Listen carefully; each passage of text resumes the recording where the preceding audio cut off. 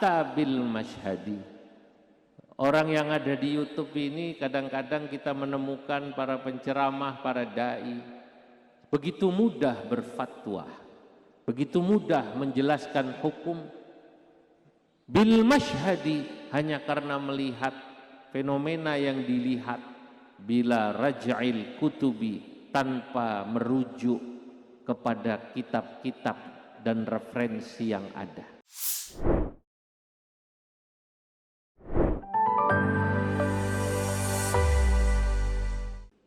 Bapak Ibu yang saya muliakan, para hadirin, para rawuh, malam hari ini kita semua hadir dalam acara haflah ikhtitam Pondok Pesantren Girikusumo, salah satu pondok yang memang menurut kawula niki keramat karena didirikan oleh para wali. Mbah Hadi niku wali, pasti insya Allah apa yang ditulis oleh para wali atau yang didirikan oleh para wali niku berkahi, kalau percaya. Ini yang mungkin salah satu yang membedakan. Bapak-bapak hadirin, para rawuh, para santri, pondok pesantren menurut saya adalah salah satu tempat, salah satu nggih, tidak hanya satu-satunya, salah satu tempat di mana insya Allah tradisi keilmuan Islam dan ulama dengan keberadaan pondok pesantren tidak akan pernah habis. Karena disinilah, di pondok pesantren ini dicetak para ulama. Ulama itu Bapak Ibu adalah sebuah kompetensi, bukan profesi. Orang dikatakan ulama manakala yang bersangkutan memiliki kompetensi, yang pertama kompetensi keilmuan, yang kedua kompetensi akhlak. Dan yang memberikan dan mencetak orang-orang yang memiliki kompetensi dua hal ini, ilmu dan akhlak, ya pondok pesantren. Google mungkin dia bisa memberikan informasi ilmu pengetahuan, tapi secerdas-cerdasnya Google, begitu kita ngeklik satu hal untuk mencari informasi itu, Google kan medal, cus keluar semua. Termasuk misalnya saya mau cari tahu tentang Mbah Hadi misalnya, pasti keluar itu sejarah Mbah Hadi Girikusumo. Niku sakniki ten Google keluar. Sejarah Pondok Pesantren Girikusumo keluar. Sejarah Mbah Soleh Darat, sejarah Syekh Nawawi Al-Bantani keluar. Tapi Google tidak bisa mentransfer akhlak, Google tidak bisa mentransfer etika, ketakwaan, kezuhudan dan keikhlasan kepada manusia. Transfer ilmu, ya.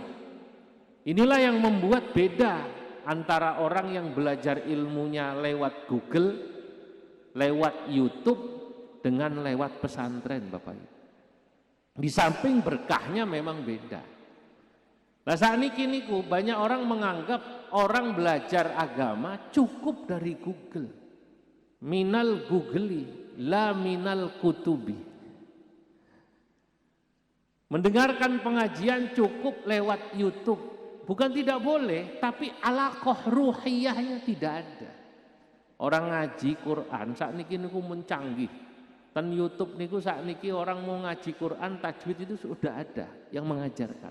Langsung sakit. Tapi kan YouTube yang mengajar di YouTube tidak bisa tahu si pembaca ini bacaannya makhrajnya benar apa tidak. Karena tidak wajhan biwajhin wafahan bifahin. Mengajarnya tidak langsung wajah dengan wajah. Tapi kalau di pesantren, tapi kalau di majelis ilmu yang langsung guru dan murid belajar, guru niku langsung pirsa melihat, oh ini wacane salah macamu. Makhrajnya kurang tepat. Lah ini yang membedakan. Makanya merugilah orang yang belajar agama hanya mengandalkan YouTube dan Google tanpa lewat ngaji. Wonten Bahar Basit, kula pernah nggih bersenandung. Salah satu kesenangan kawula niki yai niku nggih damel syair. Mirip baharnya kalih bahar burdah niku. Ya Rabbi bil Mustafa balligh maqasidana waghfir lana ma madha ma aktsara du'ata min ulamal yutubi fa'afta bil mashhadi bila raj'il kutubi ya Rabb.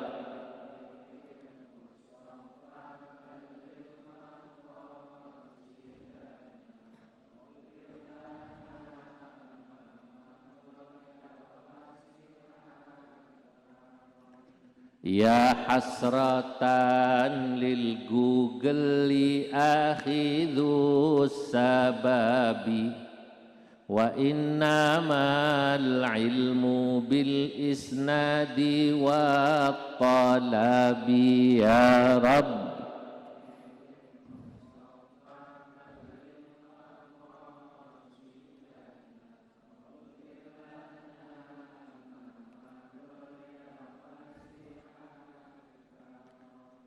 Ya rubba talibi ilmin zahiril jalabi fa'awilan bisyuyukhi kamilid darabi ya Rabbi bir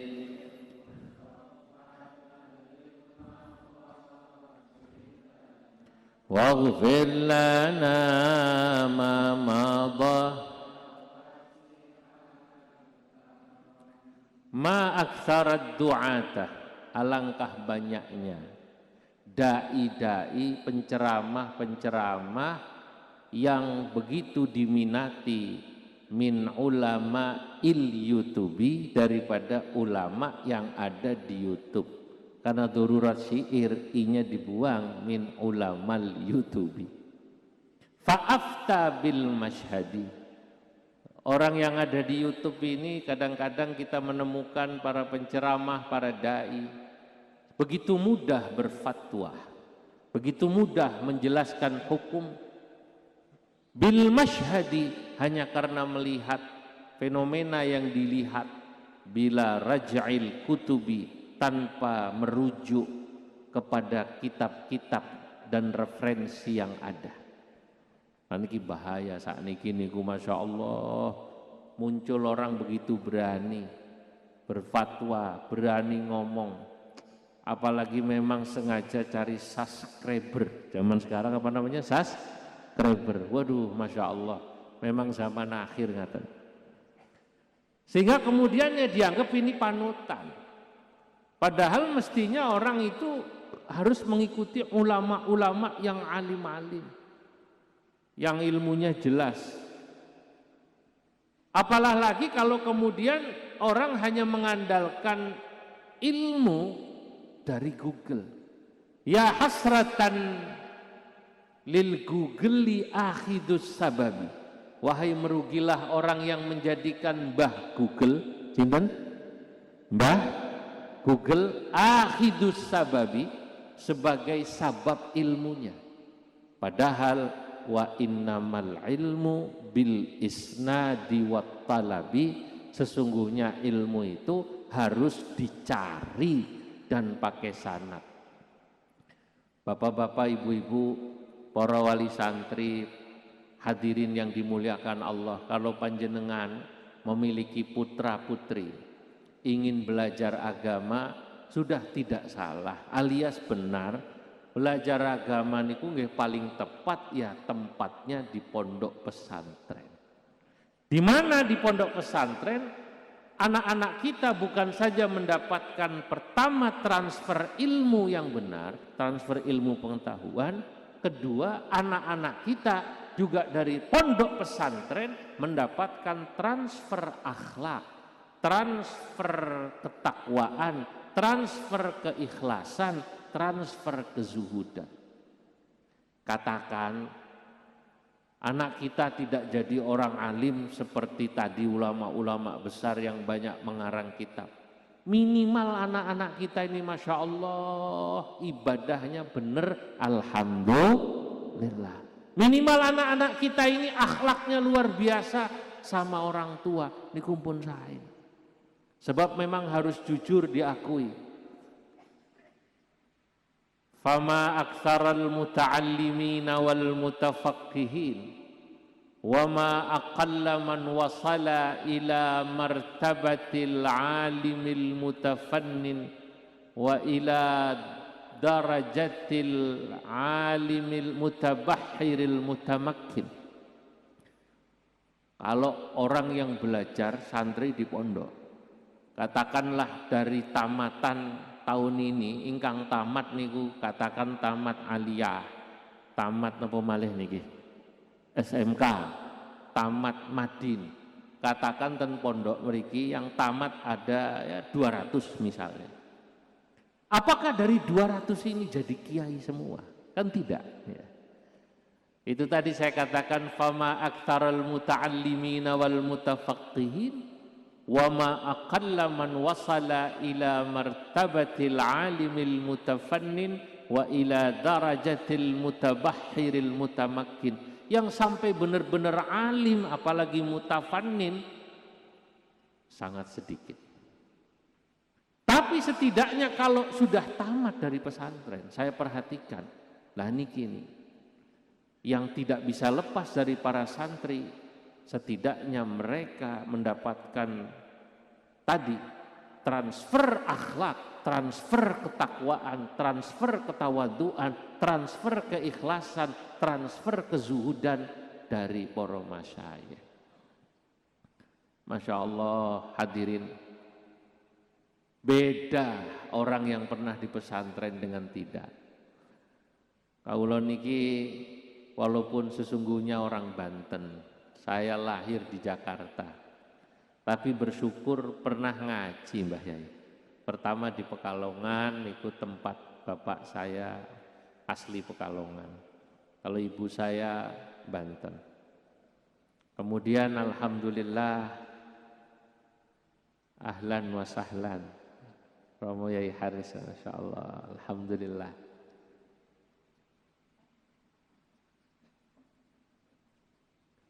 Oke, ya.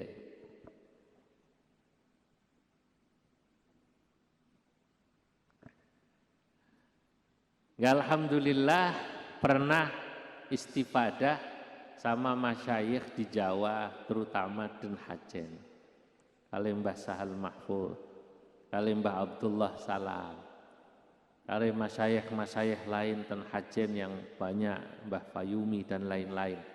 Saya tidak bisa menyebut satu persatu, tapi masyayikh kula sebut wonten kitab niku, kula kalih Syekh niki, kalih Kiai niki ngaos napa kula sebat lengkap sebagai kenang-kenangan. Karena dulu saya setelah menghatamkan dan ngaji kitab ini, kemudian diberi sanad oleh guru-guru saya. Nah di situ yang saya rasakan, ternyata betul yang dikatakan oleh Imam Asy-Syatibi niku dalam kitab Al-Muwafaqat.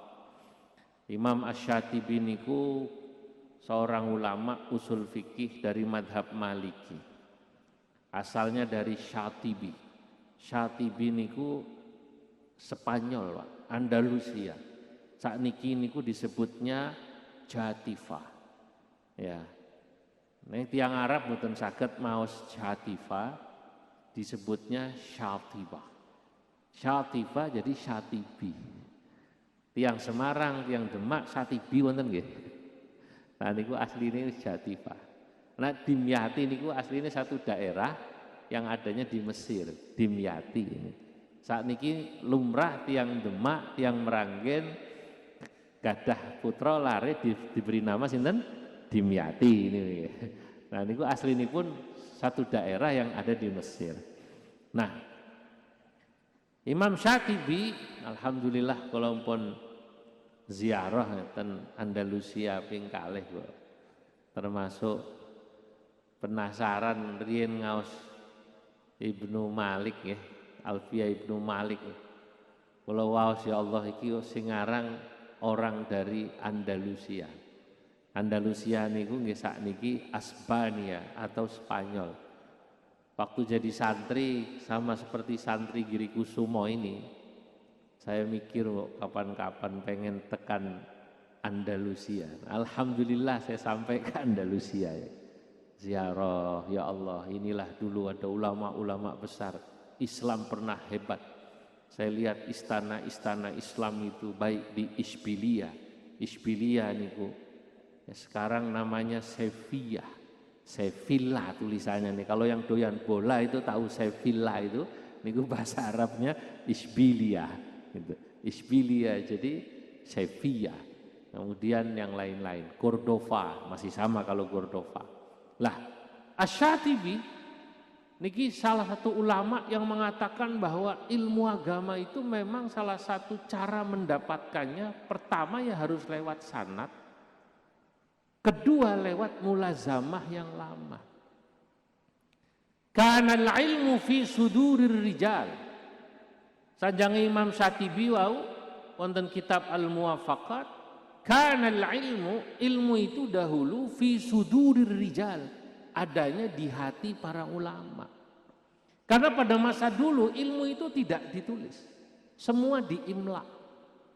Saking ngapalin niku para ulama niku ilmu apal semua, tidak ada yang ditulis. Tidak seperti sekarang, semua ditulis. Cuman sekarang anak-anak bilang, betul Pak Kiai, sekarang ilmu pun sudah tidak ditulis. Kanal ilmu fi suduril Google. Adalah ilmu sekarang ada pada masa Google.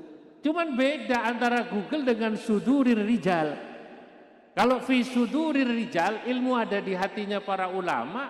Sebagaimana Imam Syafi'i mengatakan, kalau ulama punya ilmu di hati, ya, ilmi ma'i haitsuma yammamtu yanfa'uni qalbi wi'a'un lahu la batnu sunduqi.